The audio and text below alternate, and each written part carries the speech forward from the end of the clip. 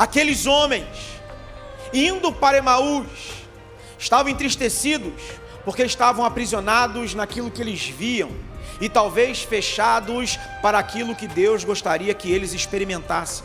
Essa não pode ser a minha, nem a sua realidade. Nós não podemos caminhar em um caminho como se o Espírito Santo não fosse capaz de nos libertar de toda e qualquer coisa.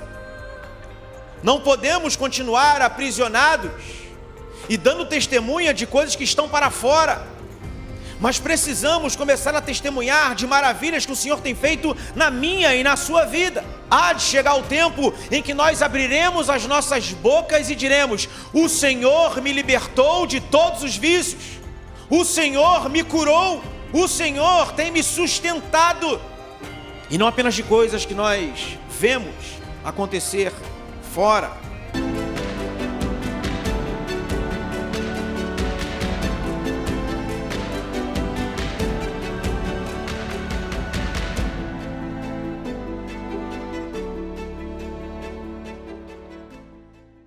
Obrigado por esse tempo, fale aos nossos corações, nos inspire, que o Teu Espírito Santo tenha liberdade de ação no nosso meio e que a gente possa compreender plenamente aquilo que o Senhor quer nos ensinar nessa noite. Obrigado, em nome de Jesus, amém, amém. Abram suas Bíblias em Lucas, capítulo 24, nós vamos ler dos versículos 13 em diante.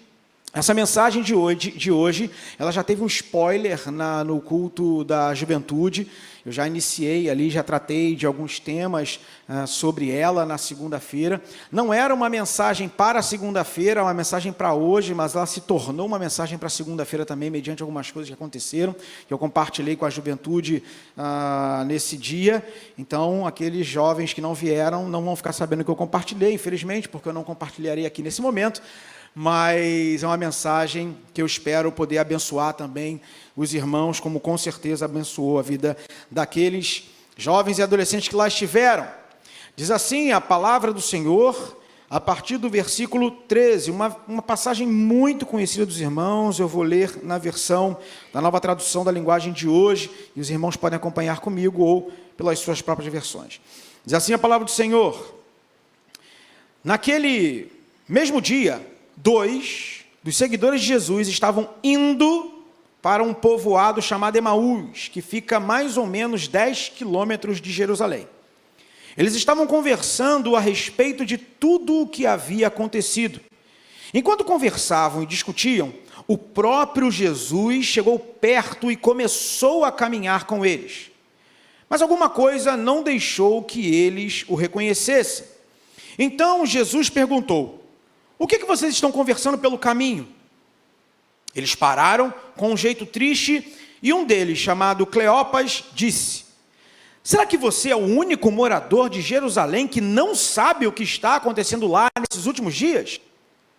O que foi? Perguntou Jesus. E eles responderam: o que aconteceu com Jesus de Nazaré? Esse homem era profeta, e para Deus e para todo o povo, ele era poderoso em atos e palavras. Os chefes dos sacerdotes e os nossos líderes o entregaram para ser condenado à morte e o crucificaram. E a nossa esperança era que fosse ele quem iria libertar o povo de Israel. Porém, já faz 3 dias que tudo isso aconteceu. Algumas mulheres do nosso grupo nos deixaram espantados, pois foram de madrugada ao túmulo e não encontraram o corpo dele. Voltaram dizendo que viram anjos e que estes afirmaram que ele está vivo. Alguns do nosso grupo foram ao túmulo e viram que realmente aconteceu o que as mulheres disseram, mas não viram Jesus. Então, Jesus lhes disse: como vocês demoram a entender e a crer em tudo que os profetas disseram? Pois era preciso que o Messias sofresse e assim recebesse de Deus toda a glória. E começou a explicar todas as passagens das Escrituras Sagradas que falavam dele, iniciando com os livros de Moisés e os escritos de todos os profetas. Quando chegaram perto do povoado para onde iam, Jesus fez como quem ia para mais longe.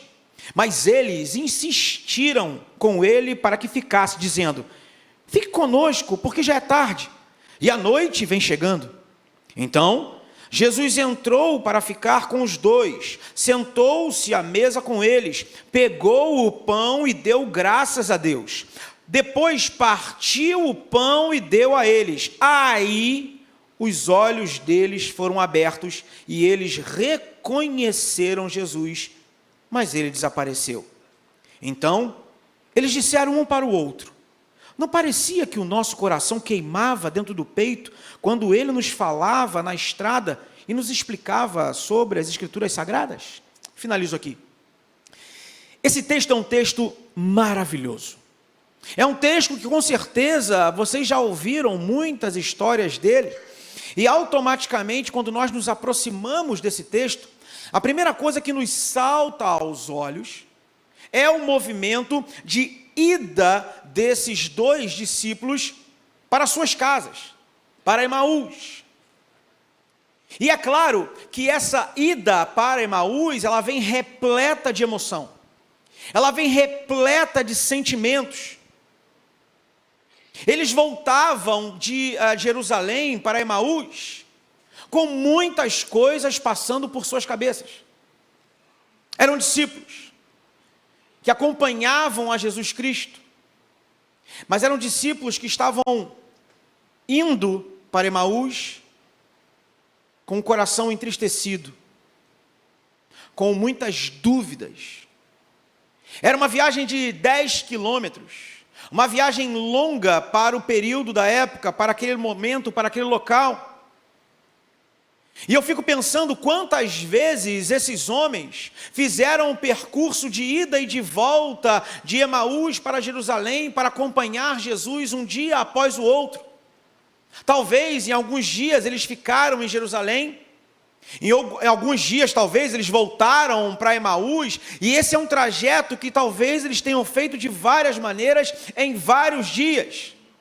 Mas naquele dia, a ida para casa tinha um gosto amargo, tinha uma frustração,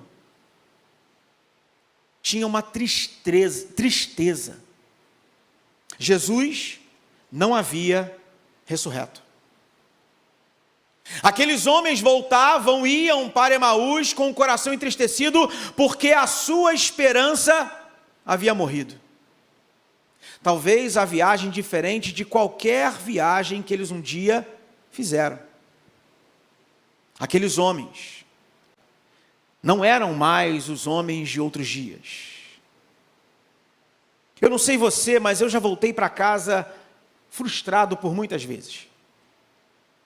Por muitas vezes eu criei expectativas, desejei algo, mas eu voltei para casa frustrado.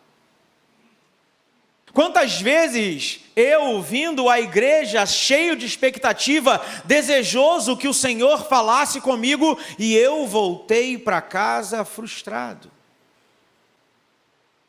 Quantas vezes eu cheguei aqui com o meu coração desejoso de ouvir apenas uma palavra que transformasse a minha vida, transformasse uma realidade. Mas quantas vezes eu fui frustrado?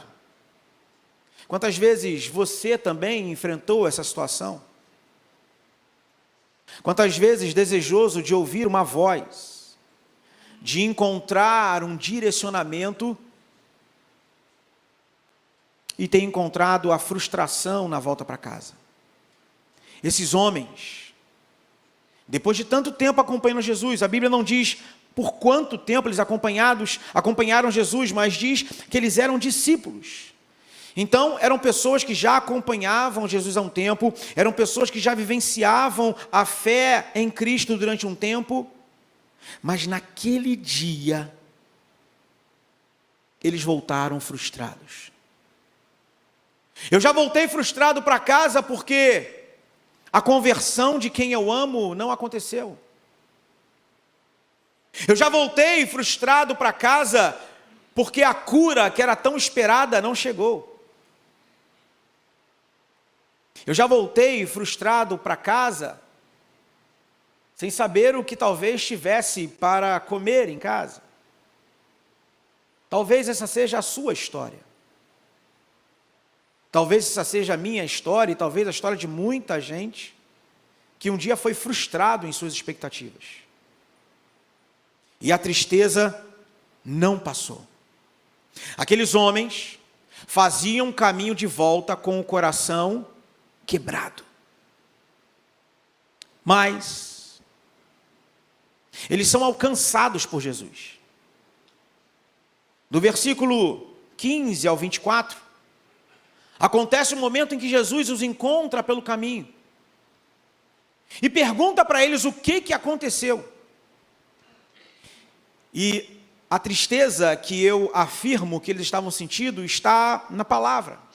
Quando a palavra diz que eles, olhando para Jesus entristecidos, dizem que aqueles em quem eles depositavam a esperança havia desaparecido. E Jesus insiste perguntando, me digam, o que aconteceu? E esses homens, até de forma agressiva, dizem para Jesus, você não sabe o que acontece? Você é peregrino em Jerusalém? Você não ouviu dizer de todas as coisas que nós ouvimos e que nós vivenciamos?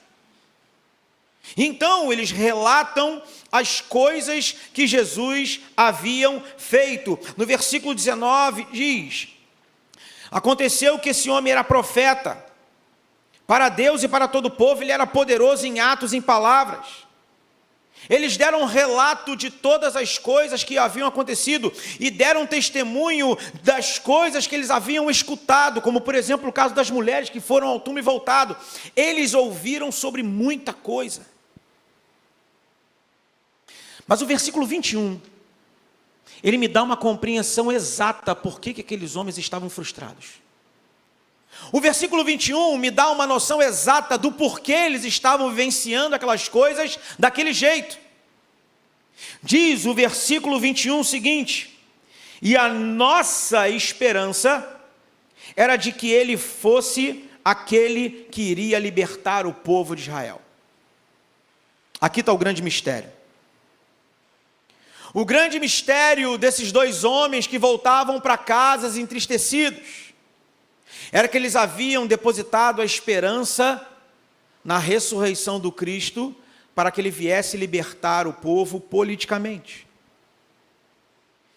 Eles voltaram entristecidos porque a expectativa deles não foi alcançada. Para pensar comigo, talvez você tenha crescido dentro da igreja. Talvez você tenha experimentado muitas coisas aqui dentro. Talvez você tenha vivenciado coisas maravilhosas aqui dentro. E se eu te perguntar quantas coisas foram essas, talvez você consiga me dizer, olha, eu já experimentei isso, eu já vi isso aqui acontecer, eu já trabalhei aqui, e quando eu trabalhava aqui isso aqui acontecia, e era assim, era assim, era assim, era assim. Esses homens falaram a mesma coisa. Vocês conseguiram perceber na leitura do texto que em nenhum momento esses homens disseram que haviam experimentado algo que Cristo tinha feito em suas próprias vidas? Eles falaram de coisas que eles viram acontecer. Eles falaram de maravilhas que eles ouviram. Eles falaram de coisas grandiosas que eles participaram, mas em nenhum momento eles disseram, este que crucificaram, este que morreu, foi aquele que impactou e transformou as nossas vidas. Eles sempre falaram de coisas que estavam fora. E aqui está a nossa reflexão. A primeira parte dessa reflexão precisa trazer eu e você a uma perspectiva de que nós precisamos nos perguntar, do que eu tenho falado de Jesus? Quando me perguntam o motivo da minha fé, o que sai da minha boca? Sai as maravilhas do livro da lei? Sai os milagres que o próprio Cristo construiu e criou e executou? Ou sai da minha boca no momento que me perguntam as maravilhas que o Senhor tem feito sobre a minha vida? Eu conto as experiências daqueles que estão ao meu redor, ou eu conto as minhas experiências e vivências com Cristo? Esses homens, apesar de serem discípulos, Apesar de caminharem com Cristo, eles não foram capazes de falar de coisas que aconteceu diretamente com eles. E aqui eu também entendo por que Jesus perguntou o que perguntou. Me contem quem era esse Jesus para vocês. E eles falaram: Jesus, para nós, é aquele cara que fez milagre lá. Mas não é o cara que faz milagre aqui. Às vezes, as pessoas têm experiências com coisas, com trabalho, com o suor do esforço, mas não conseguem alcançar um nível de intimidade com Jesus. Conhecem o vocabulário, sabem como se relacionar neste meio, mas não conseguem dar testemunho de Cristo porque acredita que precisa dominar o que fazer e não o viver com Cristo. Tiago, capítulo 1, versículo 23 e 25 diz: porque aquele que ouve a mensagem e não a põe em prática é como uma pessoa que olha no espelho o que vê e vê como é. Dá uma boa olhada e depois vai embora e logo se esquece da sua aparência. O Evangelho é a lei perfeita que dá liberdade às pessoas. Se alguém examina bem esta lei e não a esquece, mas a põe em prática, Deus vai abençoar tudo o que essa pessoa fizer. Aqueles dois homens estavam entristecidos, porque todas as experiências que eles haviam vivido estavam baseados em uma satisfação individual. Este é o Deus que vem redimir Israel. E eram baseadas em uma falsa relação com as coisas de Deus. Jesus diz em João, capítulo 4, versículo 13 e 14, quem bebe desta água terá sede de novo. Para a mulher, mas a pessoa que bebe da água que eu lhe der, nunca mais terá sede, porque a água que eu lhe der se tornará nela uma fonte de água viva eterna. Nós precisamos entender o que significa ter a água da vida eterna se movendo dentro de nós. Não dá para aceitar sofrimentos que alguns têm sofrido. Não dá para entender o aprisionamento que alguns têm vivido. Não dá para aceitar os pecados que alguns de nós têm experimentado. Porque se a tua experiência é com Cristo e a fonte de água viva está jorrando de dentro de você, você é livre. Você está liberto. Você só precisa entender como se relacionar com esse Deus, que não é através das coisas, mas é através de algo que está ligado e conectado com Ele. Você foi chamado para a liberdade. Gálatas capítulo 5, versículo 1 diz: Cristo nos libertou para que nós sejamos realmente livres. Por isso, continuem firmes como pessoas livres e não se tornem escravos novamente. Aqueles homens, indo para Emaús, estavam entristecidos porque estavam aprisionados naquilo que eles viam e talvez fechados para aquilo que Deus gostaria que eles experimentassem. Essa não pode ser a minha, nem a sua realidade. Nós não podemos caminhar em um caminho como se o Espírito Santo não fosse capaz de nos libertar de toda e qualquer coisa. Não podemos continuar aprisionados e dando testemunha de coisas que estão para fora. Mas precisamos começar a testemunhar de maravilhas que o Senhor tem feito na minha e na sua vida. Há de chegar o tempo em que nós abriremos as nossas bocas e diremos: o Senhor me libertou de todos os vícios. O Senhor me curou. O Senhor tem me sustentado. E não apenas de coisas que nós vemos acontecer fora. E no versículo 25 a 27, apesar de tudo isso, Jesus não nos desampara. Jesus não desamparou aqueles homens. Jesus explica tudo para eles. E Jesus é didático. Começa lá em Moisés, passa pelos profetas e vai mostrando para aqueles homens tudo que estava sendo dito sobre ele mesmo na palavra. Como eu falei, talvez você tenha escutado a palavra do Evangelho muitas vezes na sua vida e tenha se acostumado e habituado com toda essa dinâmica. Mas Jesus a todo tempo está chegando até nós e a todo tempo Ele está nos ensinando, todo tempo Ele está sentando novamente conosco e dizendo: filho, senta aqui, eu vou te explicar novamente. Eu vou dizer novamente para você quantas palavras você já ouviu que foram repetidas. Quantas palavras que talvez você tenha escutado os pastores falando, domingo após domingo, e parece até que são repetidas. Dia após dia, talvez vocês ouçam eu, pastor Pedro, pastor João, pastor Anderson, falando de palavras e você diz: eu acho que eu já ouvi essa palavra, eu acho que o pastor está repetindo demais. Quando na verdade deveríamos parar para analisar, por que será que Deus está inspirando esses homens para falar novamente sobre esse assunto para mim? Por que será que esses homens continuam repetindo e falando sobre as mesmas coisas, apontando para a mesma direção? Para mim. É porque essa é a forma como o Senhor faz. Cristo não se cansa de nos ensinar. Cristo não se cansa de dizer para mim e para você a forma como as coisas precisavam acontecer. E Jesus novamente explica para aqueles homens coisas que eles já tinham escutado de Jesus. E Jesus é convidado para entrar na casa. No versículo 30 a 31, diz que Jesus entra para ceiar com eles.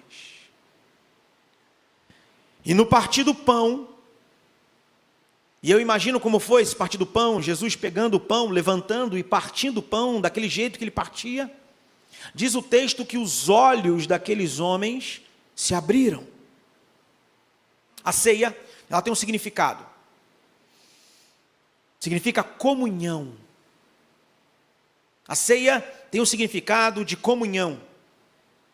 E eu posso usar aqui, fazer uma alegoria, dizendo que a representação daquilo que Jesus queria fazer e que traz para nós o ensinamento é uma alegoria de comunhão, onde na convivência, na ligação uns com os outros, é que você consegue entender todas as coisas.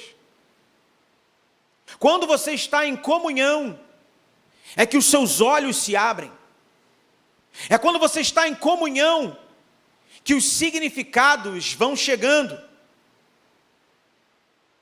Não adianta acreditar que você em casa, você pela internet, assistindo o culto em casa, que você vai sentir tudo o que poderia sentir aqui, na congregação, porque não vai, tem um limite. Por mais que possa abençoar, isso tem um limite. Não é assim que funciona. Eu lembrei de um negócio aqui agora, eu me converti de forma inusitada, usando a ferramenta, não da internet na época, mas usando uma ferramenta meio que inusitada. Me converti vendo pela televisão o programa de um pregador desse lá da televisão, né, do R.R. Soares na época. Eu estava passando por um momento diferenciado na minha vida, e aí, sentado às 4 horas da manhã, morava com meus pais, às 4 horas da manhã, eu zapeando a televisão, parei num programa lá de televisão, e lá estava o pastor pregando. E o pastor pregou e fez o apelo. E aí ele disse assim: você que está ouvindo no rádio, ou está vendo a televisão, bote a mão em cima do aparelho e repita essa oração comigo. Eu levantei, cara, fui lá, botei a mão em cima da televisão, e repeti a oração com ele, entreguei minha vida para Jesus ali. Sensacional isso. Mas ai de mim que ficasse lá achando que só porque eu aceitei Jesus, tudo ia ser transformado, tudo ia ser lindo, e que eu estava bem. Não estava não, filho. Fui lá ficar na PIB de Copacabana durante um tempo, fiquei lá durante alguns meses, e vim para cá pelo Largo da Penha. E fiquei aqui. Aí estou aqui ainda, aprendendo, corrigindo, sendo corrigido para caramba. Mas tem um limite.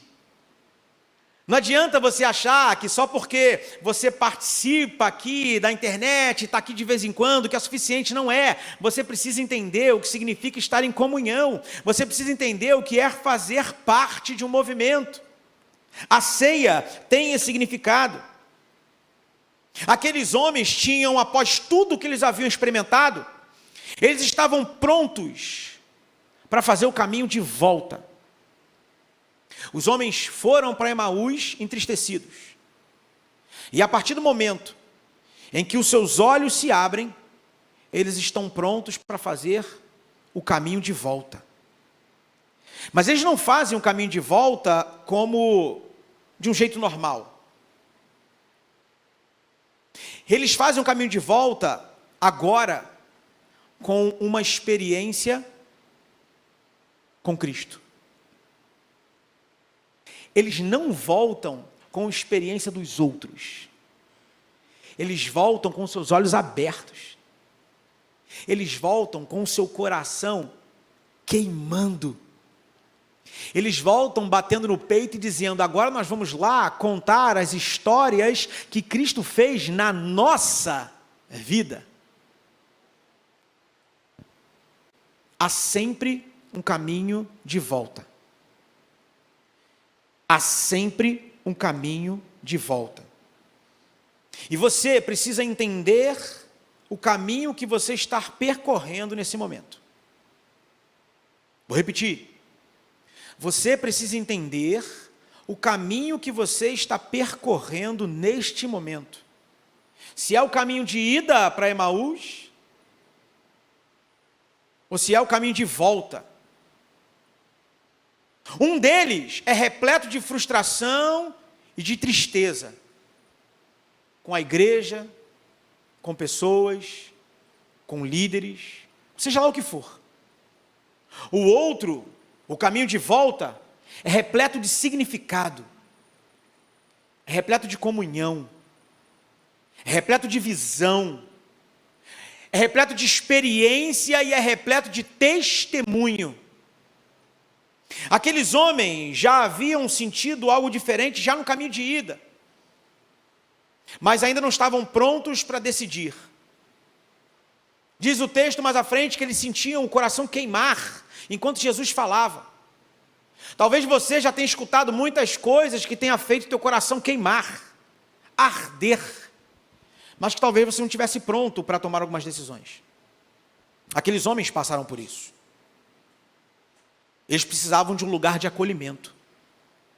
Eles precisavam entender alguns significados. Talvez você possa estar ouvindo a voz do chamado para voltar para Jerusalém. Um caminho para contar as novidades de um encontro com Cristo. Se você não tem esse encontro, tome a sua decisão. Se você já teve um encontro, mas vive contando as histórias do outro e não as suas, peça a Deus mais experiências com Cristo. Peça a Deus um mover diferente. Peça para que os seus olhos se abram. Mas não seja como aqueles que, ao ouvir a voz de Deus, retrocedem pelo caminho. Não sejam como aqueles que desistem na caminhada. Há sempre um caminho de volta. Amém? Eu quero orar com você. Nós vamos cantar um louvor.